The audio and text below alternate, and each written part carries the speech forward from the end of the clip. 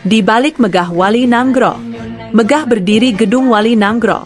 Namun harapan tak kunjung sampai ke bawah. Bangsa Aceh hanya melihat bayang-bayang. Kemewahan yang tak tersentuh tangan rakyat. Dulu mereka berjuang di rawa dan bukit. Kini mereka melipur karet di senja kelam. Elit politik duduk di singgasana nyaman. Menganggap mobil mewah sebagai hak, bukan amanah.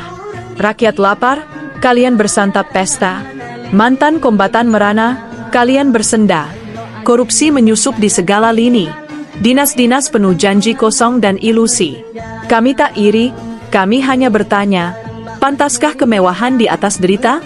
Jika kalian pemimpin, jadilah pelayan. Bukan raja yang lupa akan rakyat jelata. Bangkitlah, wahai penguasa Aceh. Dengarkan suara dari lubuk hati kami. Bangunlah negeri ini dengan keadilan. Sebelum luka rakyat menjadi dendam. Dukung channel ini dengan hadiah di kolom komentar. Dan